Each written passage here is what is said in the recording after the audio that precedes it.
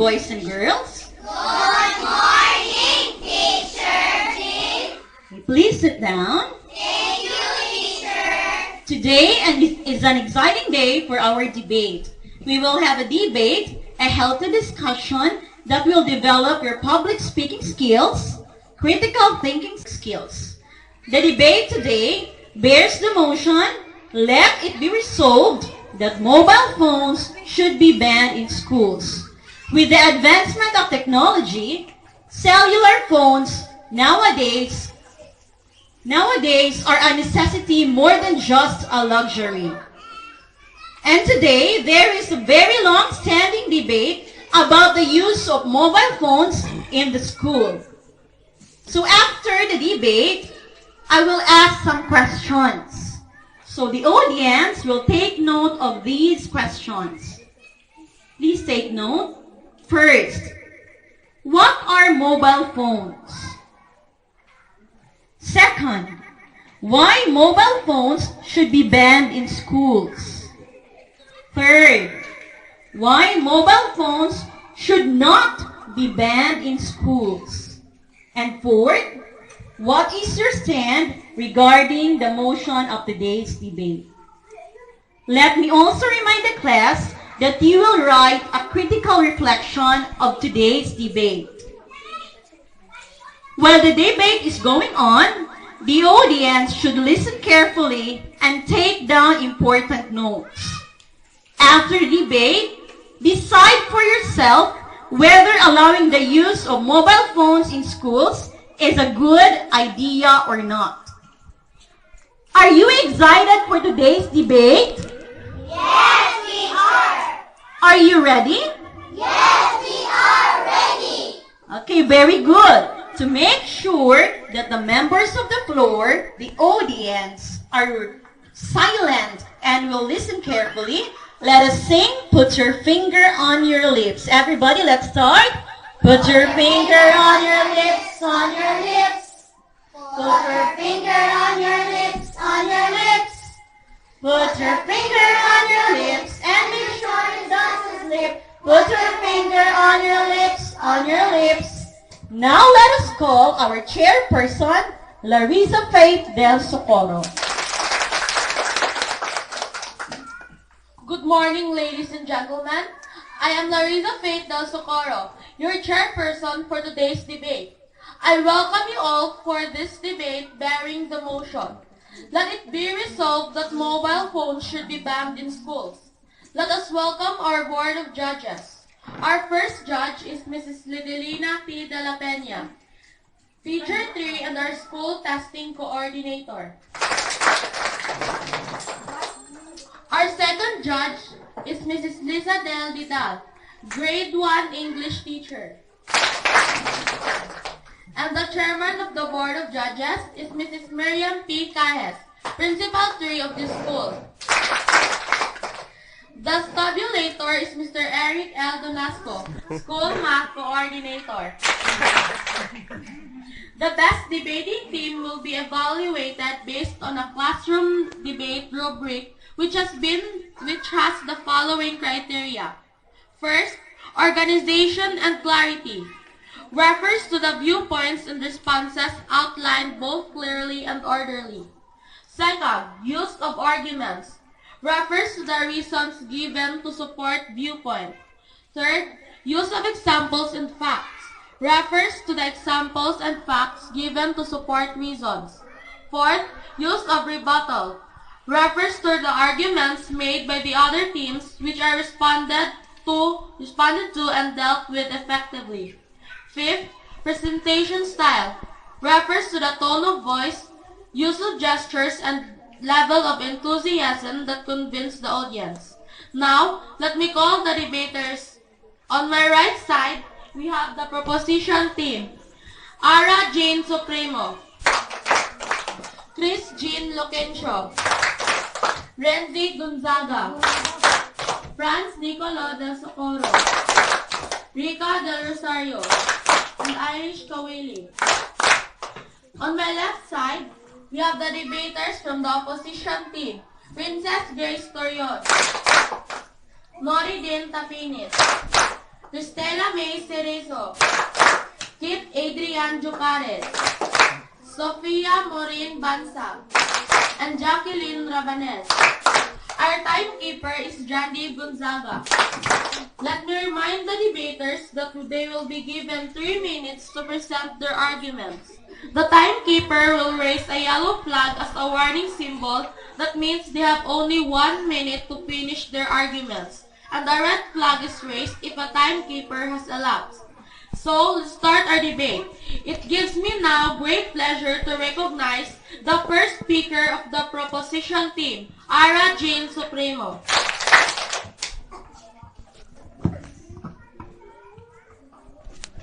Good morning, ladies and gentlemen, especially to my co-debaters, member of the opposition team, the Board of Judges, tabulator, timekeeper, chairperson, facilitator, and member of the floor. Good morning. Being the first speaker of the proposition team, I stand for a motion that it be resolved that mobile phones should be banned in school.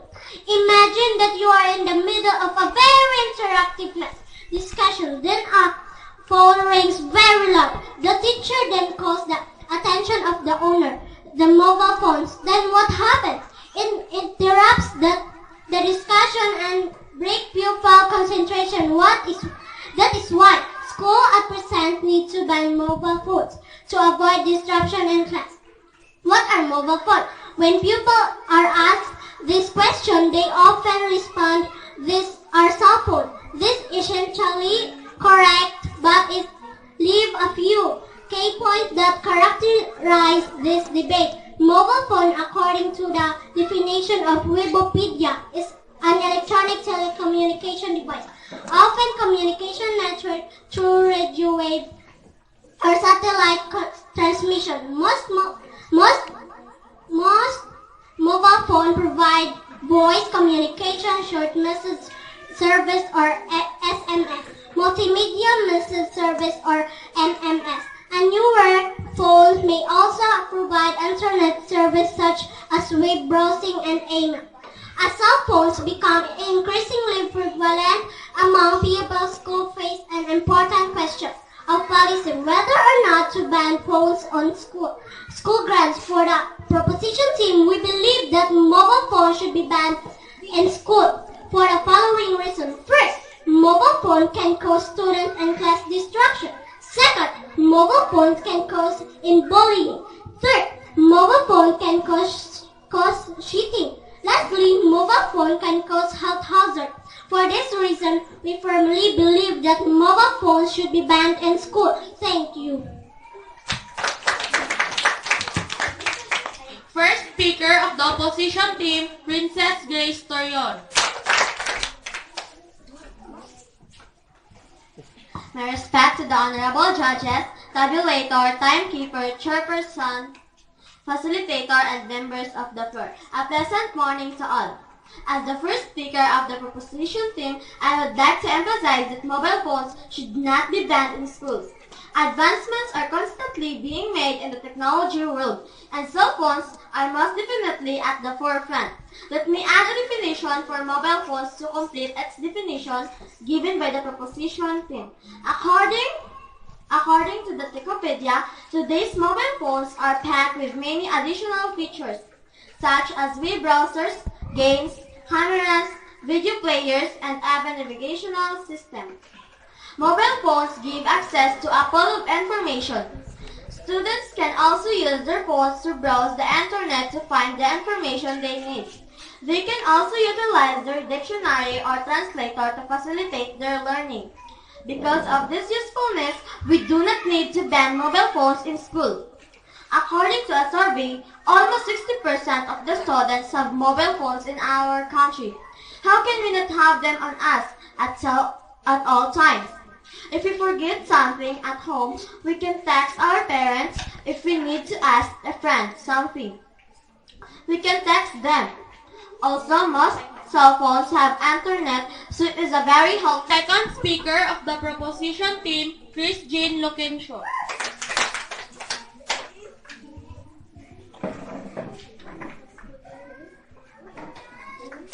To the honorable judges, tabulator, timekeeper, chairperson, facilitator, and members of the floor, good morning. As the second speaker of the proposition team, let me emphasize our first point in banning mobile phones in school. Mobile phones can cause students and class distraction. A cell phone going off can extremely disruptive in the middle of class, interrupting a lecture or breaking students' concentration during a test.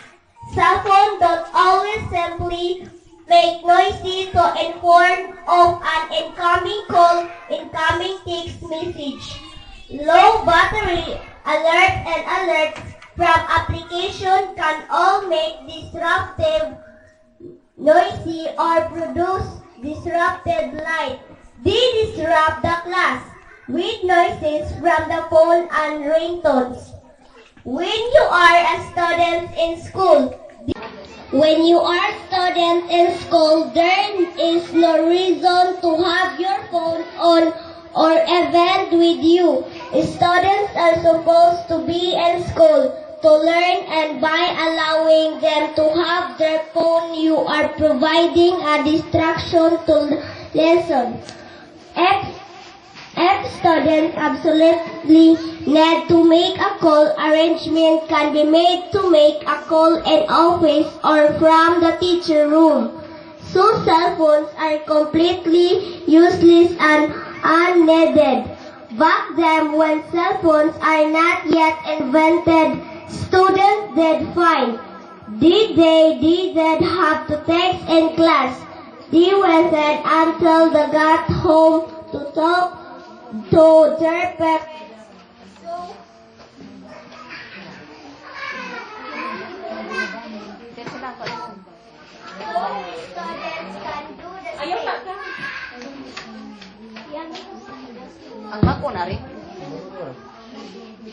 So students can do the same. Cell phones should be banned in school so children can focus on their learning. Thank you. Second speaker of the opposition team, Noridin Tapinit.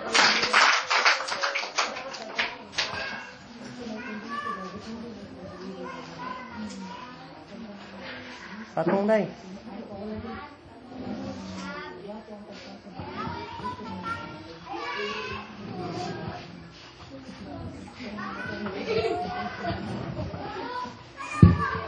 Good morning, ladies and gentlemen, especially to my co-debater, member of the proposition team, the board of judges, tabulator, timekeeper, chairperson, facilitator, and member of the floor.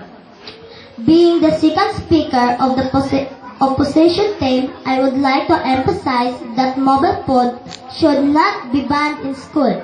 Cell phones make students connected with mobile phones. Parents will be less worried since they can easily check on their children, and students can easily call for their parents in time of emergency.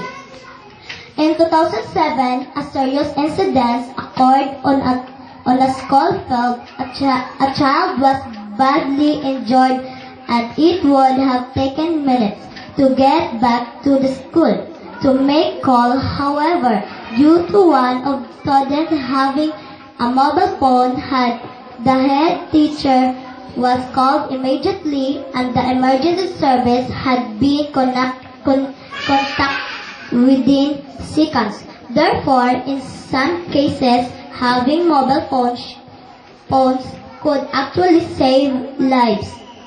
Almost all students know how to use a mobile phone, and almost anybody can own one because we can buy as low as 349 pesos. There is no reason students shouldn't have cell phones in school, and there is no reason that they shouldn't be able to use them at their leisure in between classes, as long as they do not actively disrupt class time at this point. Parents provide cell phones to their children, and they have every right to carry them, especially in the event of emergency. And that mobile phones should not be banned in school. Thank you. Third speaker of the proposition team, Renzi Gonzaga.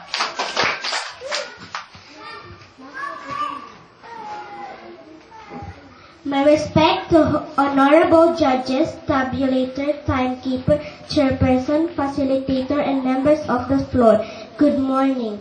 Being the third speaker of the proposition team, let me present our second point in banning mobile phones in school. Mobile phones can be used in bullying.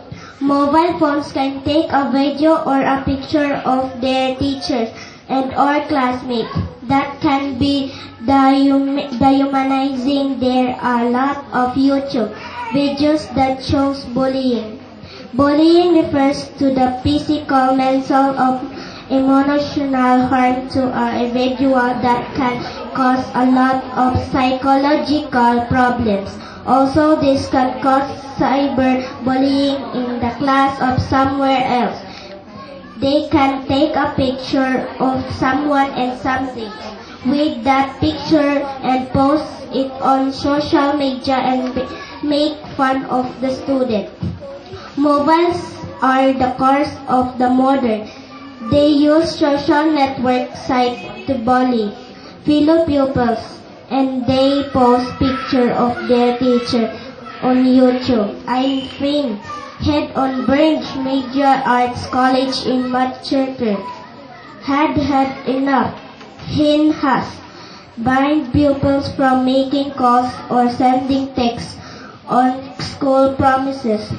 And according to the Daily Mail, the result of terms to improve behavior and reduce cyberbullying have been dynamic. For this reason, mobile phones should be banned in school.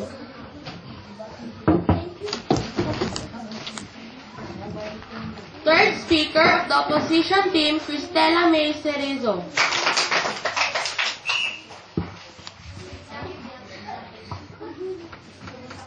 To the honorable judges, tabulator, timekeeper, chairperson, facilitator, and members of the floor. Good morning to each one of you. Mobile phones can be very useful if used for the right purposes. Of course, students should have the self-discipline to not use them for bad purposes like cyberbullying. But they could be useful if students use them for the right purposes like using planners or making reminders or using the calculator. Cell phones can be used as memory aids. Students can document their lesson by taking pictures and or videos to enhance retention. With smartphones, learning can also be more interactive and fun. This is the future. Students are using their trusted devices rather than a machine they leave in school at the end of each day. Some teachers declared that mobile phones are very useful in class. There's even an acronym for it, BYOD, or Bring Your Own Device. Earlier this year, a certain school drew up a mobile device policy and consultation with students. Mobile phones are allowed in school and used in class at the teacher's discretion with a clear system of sanction applied for misuse. Since the policy was introduced, only 1.4% of negative behavioral incidents have been connected with mobiles. Therefore, mobile phones should not be banned in school. Thank you. Fourth speaker of the proposition team, Frank Nicolo del Socorro.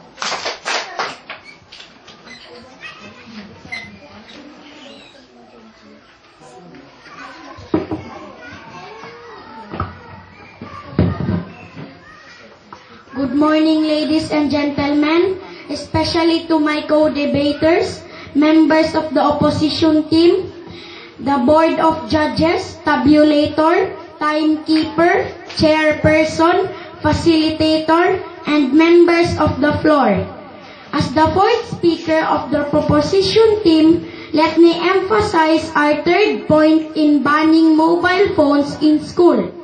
Mobile phones can be used in cheating. Text messaging is the new note passing. Students can exchange text messages with test answers on them without the teachers knowing. They can cheat on tests by using search websites to cheat by plagiarizing others' work. They just copy and paste or cut and paste an article, write their name as the writer and pass it as their project on the written requirements.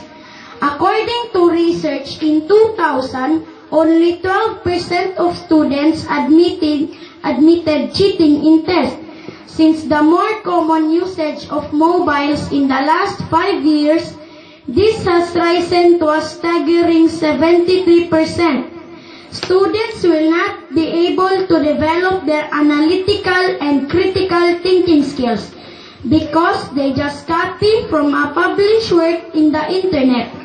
I want to stress that mobile phones hinder students' academic progress. Mobile phones should be banned in schools. Thank you. Fourth speaker of the opposition team, Kit Adrian Jucares.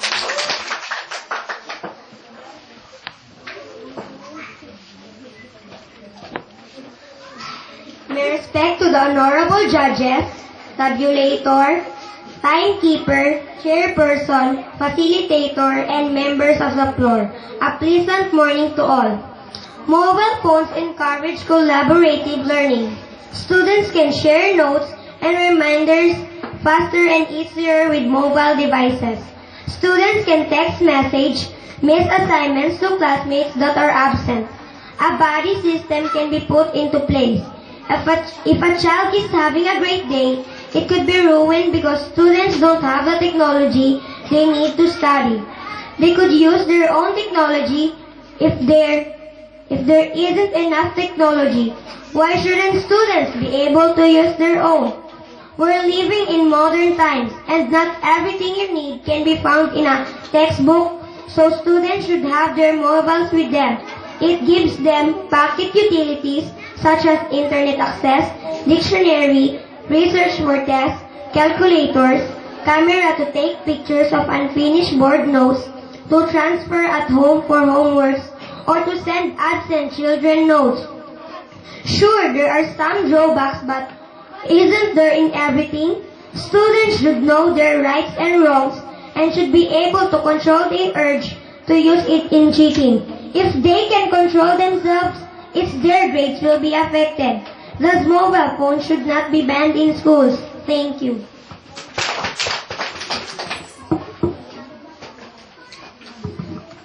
Fifth speaker of the proposition team, Rica Del Rosario.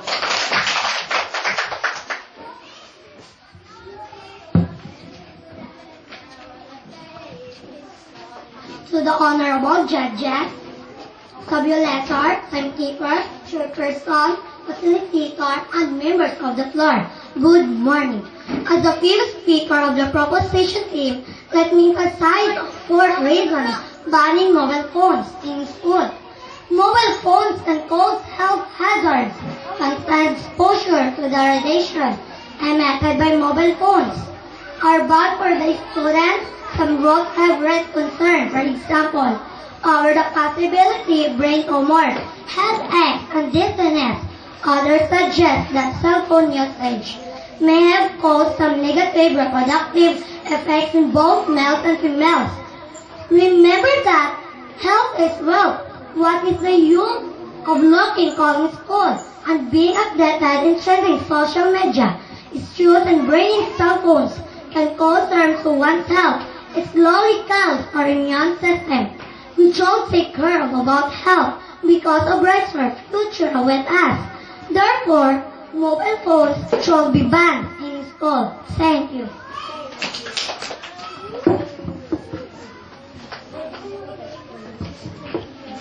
Fifth Speaker of the Opposition Team, Sofia Morin Bansag.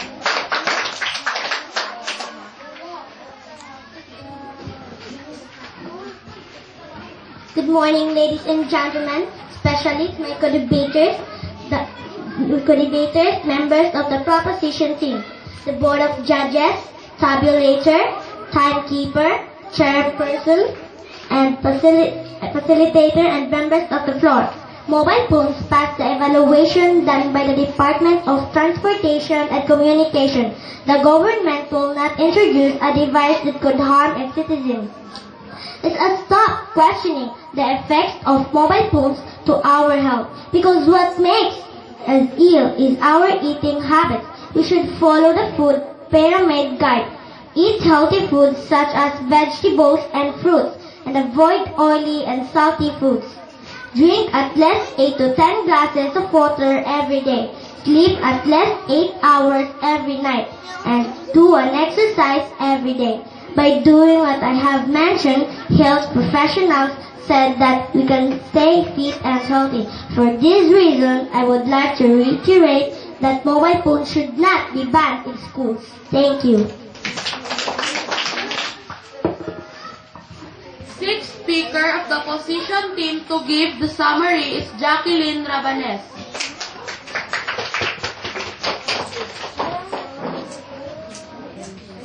To the honorable judges, tabulator, timekeeper, chairperson, facilitator, and members of the floor, good morning to each one of you. Advancements are constantly being made, and the technology world and mobile phones are most definitely at the forefront. There's no reason a student should not have cell phones in school, and there's no reason that they should not be able to use them at their leisure and between classes, as long as they do not actively disrupt class time. At that point, parents provide cell phones to their children, and they have very right to carry them, especially in the event of emergency. Mobile phones can be very useful. For the right purposes, students would have the self-discipline and not use them for bad purposes like cyberbullying and cheating. This is the future. Students are using their trust devices rather than a machine they have in school at the end of each day. Some teachers declared that mobile phones are very useful in class. There's even an acronym for it, BYOT, or Bring Your Own Device. With smartphones, learning can also be more interactive and fun. Moreover, mobile phones pass the evaluation done by the Department of Transportation and Communication. The government will not introduce a device that could harm its citizens, and health professionals said that we can stay healthy if we follow the food pyramid guide, drink a lot of water, sleep at least 8 hours every night, and do exercises. We believe that schools make roles to facilitate a quality education in a respectful and safe environment. From the opposition team, I reiterate that mobile phones should not be banned in school. With this, I rest my case. Thank you. Sixth Speaker of the Proposition Team to give the summary is Irish Kowili.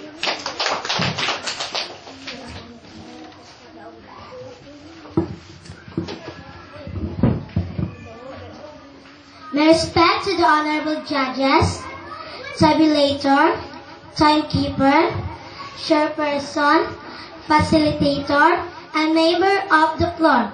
To all of you, good morning.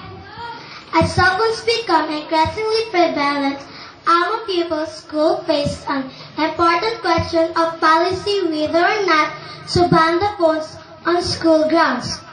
For the proposition team, we believe that mobile phone should be banned in school for the following reasons.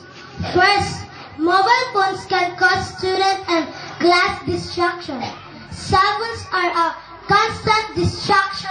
Students obsessively check their cell phones as if any minute they expect to receive an important call. Children are very interested in their social lives. One of the major problems in teaching is the problem of keeping student concentration from wandering, and if a cell phone is anywhere nearby, they will probably be thinking about open. It's an unnecessary distraction. If the parents need to talk to the student, they can call the main office. If they could call the office, they would have a reassurance and students will not be distracted. Second, mobile phones can be used in bullying. Cyberbullying causes psychological and emotional disturbance to individuals, and this should be stopped. Third, mobile phones can be used in cheating. Text messaging is a new note passing. Students can exchange text messages with text answer on them without the teachers knowing. They can cheat on tests by using search website to cheat by plagiarizing other work. Mobile phones hinder student academic progress and will not be able to develop their analytical and critical thinking skills. Lastly, mobile phones can be health hazards. Contact exposure to the radiation emitted by mobile phones are bad for the student. Extreme exposure may lead to brain tumors and negative reductive effects. With the pieces of evidence present, I would like to emphasize once again that mobile phones should be banned in school. They overall create a more negative distraction learning environment than a healthy study tool our education suffering because of phones. Thank you. This ends our debate. While waiting for the verdict, let me call our facilitator, Mrs. Daisy Jean South. Thank you so much, Larissa. Members of the floor, the audience, are you still alive and kicking? Okay, let me hear you say, hep, hep, hooray! Hep, hep, hooray! Okay, based on the debate that you have watched, what do you mean by mobile phones? What is the common term for mobile phones? Yes, Ken? Cellular phones are the common term for mobile phones. Okay, very good. The common term for mobile phones is cell phones or cellular phones. According to the Webopedia, if you have listened carefully, what is its definition? Please raise your hand if you want to answer. Yes, Mary Jane?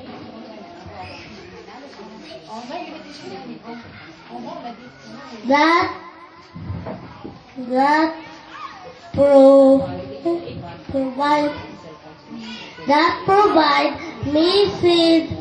provide short message services as for multimedia message service MMS and internet services. Okay, thank you so much, Mary Jane. So, cellular phones or mobile phones provide services like short message service or SMS, multimedia message service or MMS, and internet services. And also, it has voice communications. What else? Aside from those services. Yes, Louis? Lovigin. Mobile phones is an electronic telecommunication device. Thank you, teacher. Okay, very good. It is an electronic telecommunication device that connects us to the other user. Now, why should mobile phones be banned in schools? What are the reasons? Please give one. Yes, Karil. Mobile phone can cause student and class distraction. Okay, it can cause student and class disruption. Can you explain why?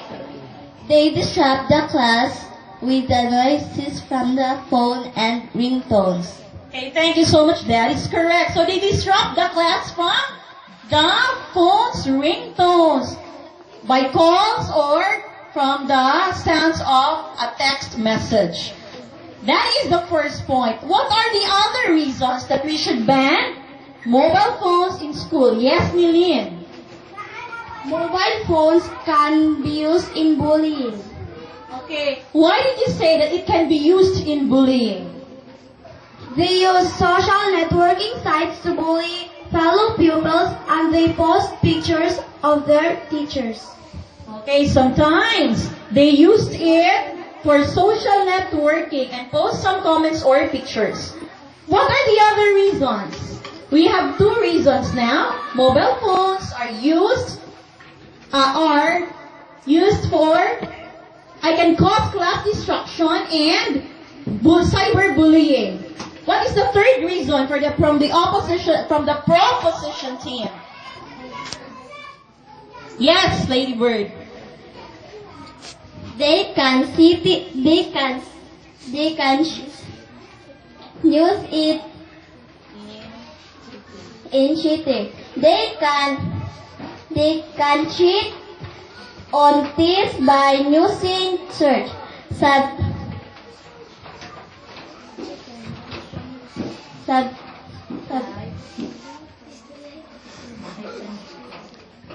Thank you so much. That is correct. Mobile phones can also be used in cheating. Some are sending text messages, but then there are answers on the text message without the teachers knowing. Aside from sending text messages, what is the common cheating form? The one that Kit said. That you have to cut and paste or copy and paste. What is the common term? That is? We are plagiarizing, copying the work of other persons and owning it as if it is your own work. Okay, that is the third reason. What is the fourth reason from the proposition team? Yes? Mobile phone can cause health hazard. Okay, what are your explanations? Why did you say it can cause health hazards? Extreme exposure may lead to the brain tumor and negative reproductive effect. Okay, so it is said that it can cause the radiation that is emitted from mobile phones can cause brain tumors and negative reproductive effects. Now let's move on from the opposition team. Why mobile phones should not be banned in schools? What are the reasons from the opposition team? Can you please give one? Trisha? Okay, who would like to help? What are the reasons? If from the proposition team, they said it can cause cheating. What about from the opposition? Why is it helpful? According from the opposition team.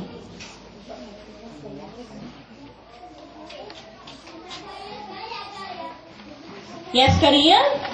Would you like to say something? Mobile phones can be used during emergencies. Okay, can you please give an example? Students can contact their parents at home. Okay, that is correct. Excellent. So, when there are emergencies, example, if you are sick, you can call your parents to fetch you, or if there are accidents, you can call your parents or guardians. What are the other reasons? That is the first reason. What else? Precious? Would you like to say something? You're looking at me. I know you have an answer. You're smiling. Okay, what about Joanne? Oh, yes. Joanne. Mobile phones can be used in interactive learning. Okay. If from the proposition team they said that mobile phones can cause cyberbullying, there is a positive side in using the mobile phones because it can be used for interactive learning. Can you cite an example how it is used in interactive learning? Students can document their lessons by taking pictures and or videos to enhance retention. Okay, very good. You have listened carefully to the discussion. So instead of using it for posting in YouTube and Facebook, you can use it for documentations. And it can help you in your retention whenever you have lessons or discussions in school. What are the other reasons why mobile phones should not be banned in school?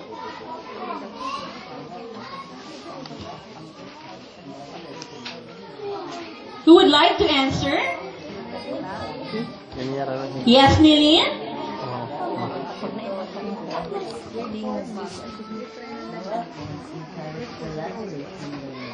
Mobile phones are not hazardous to one's health. Okay, why is it that it is not hazardous according to from the opposition?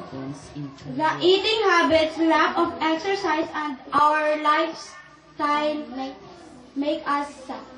Okay, it is not hazardous. Instead, it is our lifestyle, our eating habits, and lack of exercise can cause us to be ill or sick. So, from listening from the point of views from the proposition team and the opposition team, can you decide now? Are you for the proposition or for the opposition? Okay, raise your hand for the proposition. What about for the opposition? Opposition? Okay, unahin natin ang from the proposition. So why did you side for the proposition team?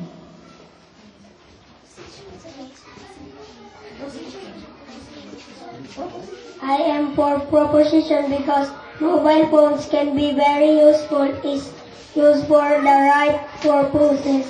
Of course, students have the self-discipline. Okay, if it is used for the right purposes, he is for the proposition team. What about for the opposition? Yes, Karil. I am for the opposition team because mobile phones can be used during emergencies.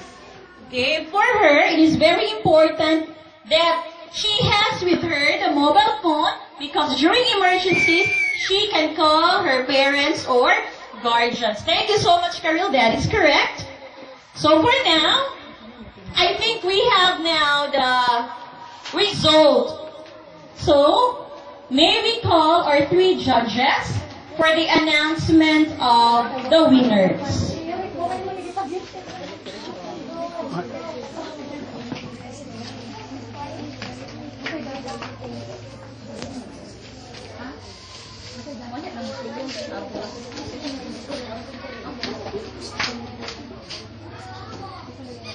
Can you please come here in front, the 3 judges? Our first judge, Ma'am De La Peña. Second judge, Ma'am Lizadel Vidal. And our chairman of the board, Mrs. Miriam P. Cahet.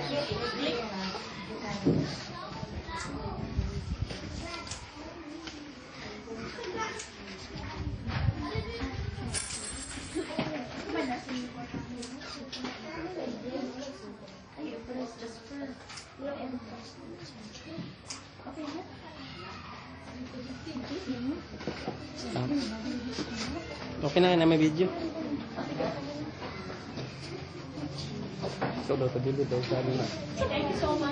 Congratulations to you presented the best argument and you have communicated clearly. Now we'll move on with the best speaker. So to our best speaker, none other than Kit Adrian Jocares.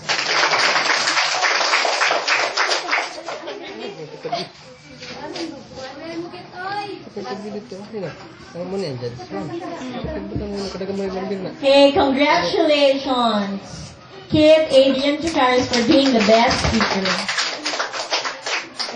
Thank you so much for the board of judges and the tabulator. Thank you so much for sharing your precious time with us for today's debate. So for now, I have given you already a sheet of paper where you can write your critical reflection. Okay, look at the half sheet of paper. There are guide questions in your paper. All you have to do is to answer those questions for your critical evaluation. You will be given 5 minutes to answer that one.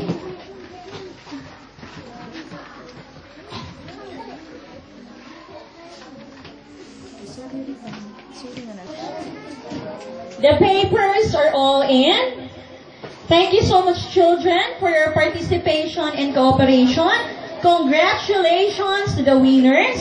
And congratulations to each one of you because you have tried your best and you have fun in debating and listening to the debate. Let's give a hand to ourselves. Thank you so much and goodbye, children. Goodbye and thank you, Teacher Jane. Goodbye. Okay, see you tomorrow.